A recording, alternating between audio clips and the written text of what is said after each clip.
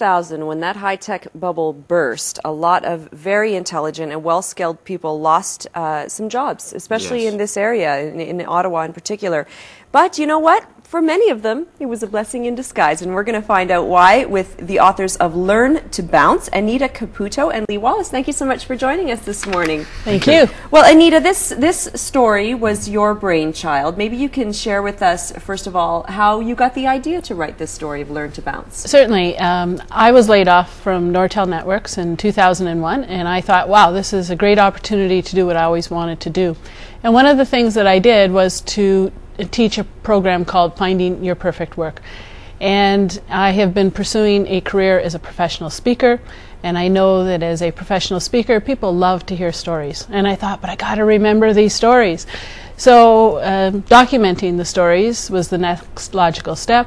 And in documenting them, I thought, gee, I might as well put them into a book. And hence I connected with Lee Wallace, and the book was born. And a perfect person to connect with. Lee, tell everybody at home a little bit of your background. My background, I've been a counselor for many years at this point, in the school systems first, and most recently doing career work, both as a writer and as a coach and counselor. What I do is help people make decisions and move from wherever they are to wherever they want to be with confidence. Well, Anita, in the book itself, you've sort of put it into categories, different types of people. Why don't you describe some of these categories and some of the people that have contributed? Certainly. Well, one of the categories is direction changers. And these are people who came out of whatever they were doing today in high tech, and where they have moved to in terms of different types of careers.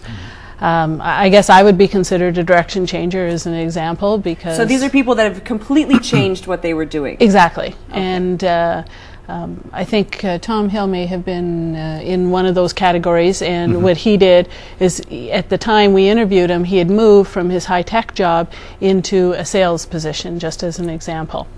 And another category would be entrepreneur.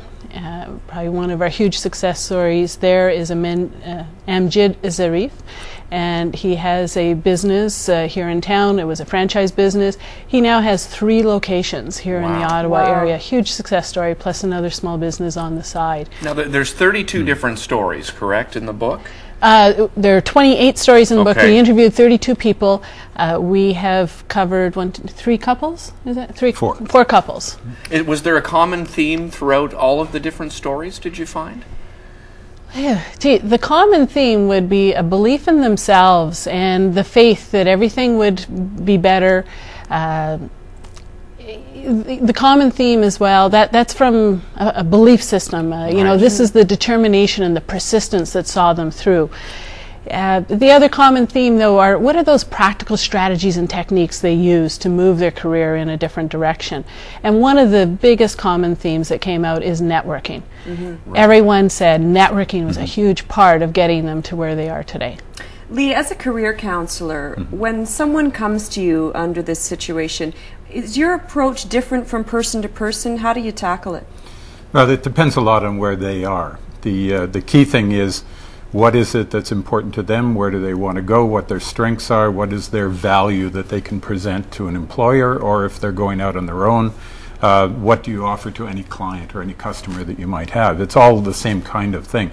What is it that you have to offer? And a lot of people don't know that because they're so busy doing that we never stop and say, now what makes me good at what I do? So that's one of the big things that people need to do, is to be clear about what they have to offer, but also clear about what they want. I can't even imagine how scared must people be when, especially at a time like that, when people, you mentioned couples, Anita, and people that, like, both, you know, husbands and wives, partners lost their jobs together. Was there a type of story that you had that was even more frightening than others in the book?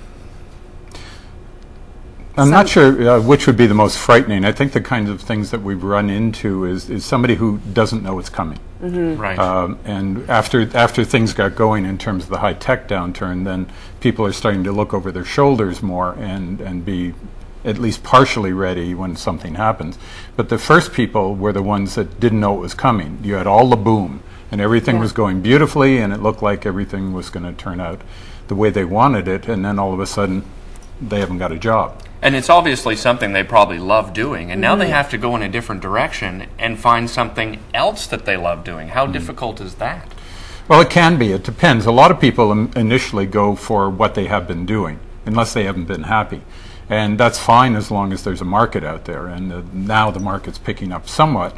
But in those days, it was awful. It was absolutely awful, and it got worse as things went along.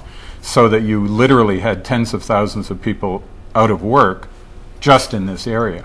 Well, and it's still happening today. Yeah. And thankfully, there's Learn to Bounce And to it's help great people for people through it. not even losing their jobs who just want to change their careers. Exactly. It's great Yes. inspiration. Thank you both so much for being with us. Thank you. Thank We you. appreciate it. Pick it up. Learn to Bounce. You will learn a lot from it.